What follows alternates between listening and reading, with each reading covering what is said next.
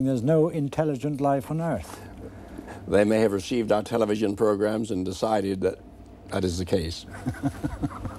May I attempt a different answer to Stephen's question? Please do, Carl Sagan.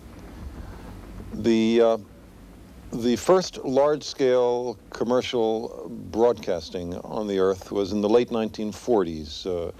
So that's what, 40 years ago. So you must imagine a spherical wave expanding out from the Earth at the velocity of light, which contains all the dreary programs of the late 1940s. Since then, that expanding spherical wave containing the news of a developing civilization on Earth has traveled some 40 light years.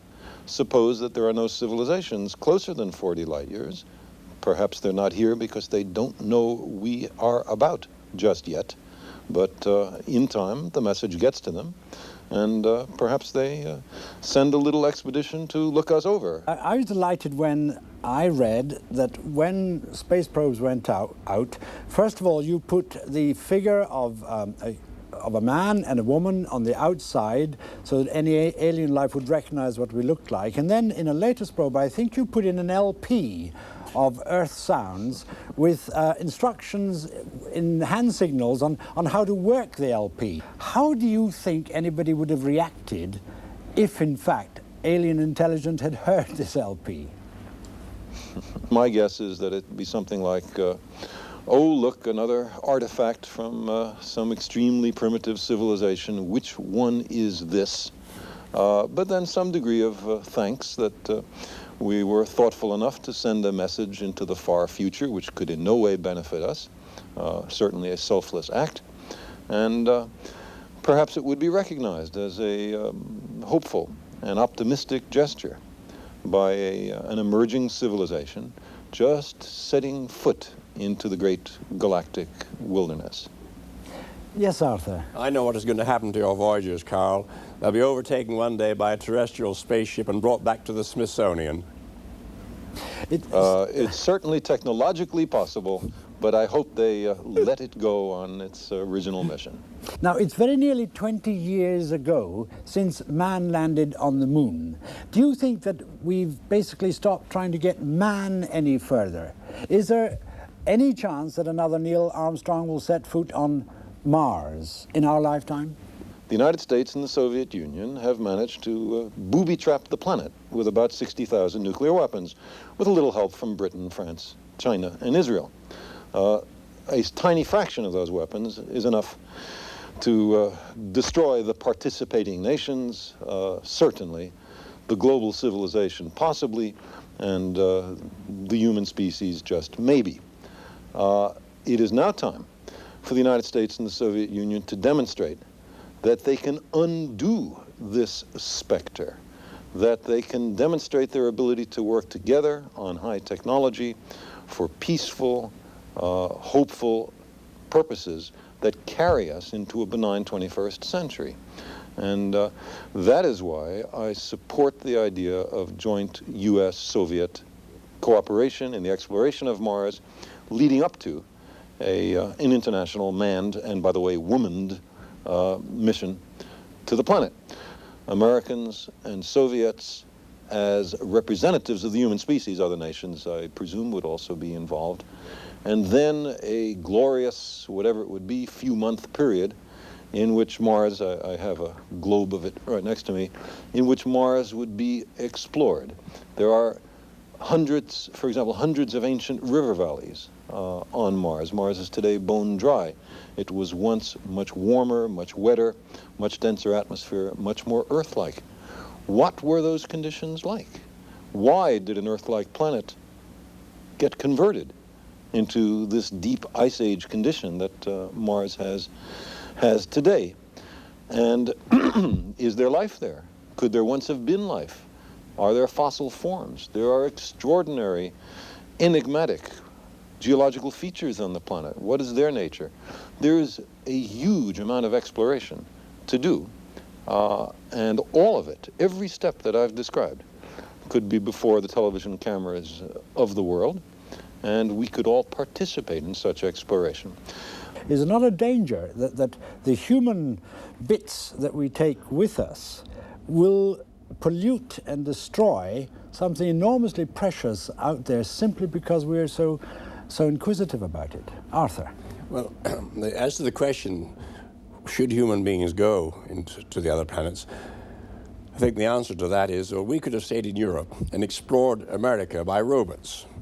It might have been, it certainly saved a lot of human lives, but of course we didn't. We went there and lived in this new continent.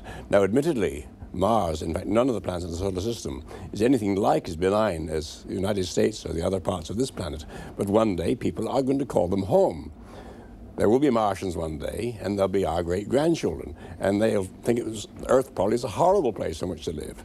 Now, as to whether we will pollute these environments, yes, to some extent. Of course, colonization always involves the destruction of what was there first. And I'm quite sure in the next century, in fact, already it started. There's a conference on the pollution of space planned in the United States in the very near future. This is already a serious problem in near-Earth space. But we have to control it. I mean, you have to cut down forests on this Earth to make new cities, and on the moon, I'm afraid one day we may have to abolish much of the lunar vacuum, and on Mars we may have to change the atmosphere. But I do hope we will leave bits of the universe in a pristine condition. But are we also going to have to change ourselves on Mars? I mean, are we going to have to evolve differently? Mars will change us. In fact, this is part of the evolutionary progress. By going out into new environments, by occupying new biological niches, that is the way we progress and discover the universe and explore and perhaps fulfill our destiny. Do you think that other planets might have the same kind of system in which there would be a morality, in which there would be people taking moral attitudes, which may not necessarily be the same as ours, of course? Well, all societies must have some moral structure. I mean, otherwise you just can't have a society. I mean, there must be understand rules, the way you behave to our neighbors. And even if the societies consist of machines, they must have a machine language so they can agree to react together. So morality in some way is essential and universal. Now, Professor Hawking, in the very last paragraph of your book, you say that if we discover a complete theory of the universe, then it should in time be understandable in broad principle to everyone and not just to a few scientists.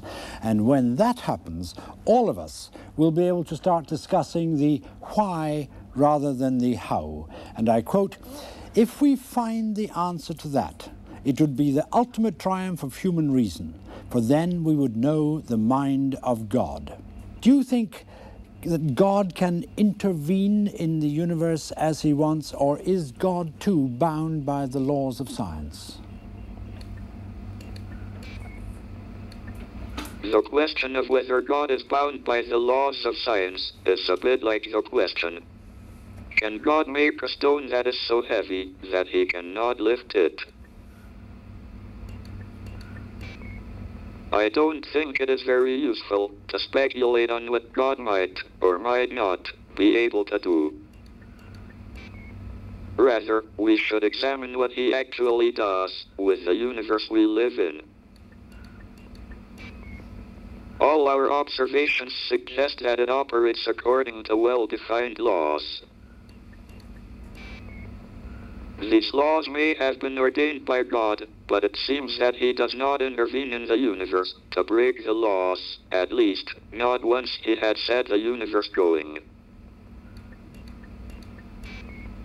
However, until recently, it was thought that the laws would necessarily break down at the beginning of the universe. That would have meant that God would have had complete freedom to choose how the universe began. In the last few years, however, we have realized that the laws of science may hold even at the beginning of time. In that case, God would have had no freedom. The way the universe began would be determined by the laws of science. Well, thank you very much. And Carl Sagan, in your introduction to the book, you commented on this. You said this is also a book about God, or perhaps about the absence of God, because Hawking left nothing for a creator to do.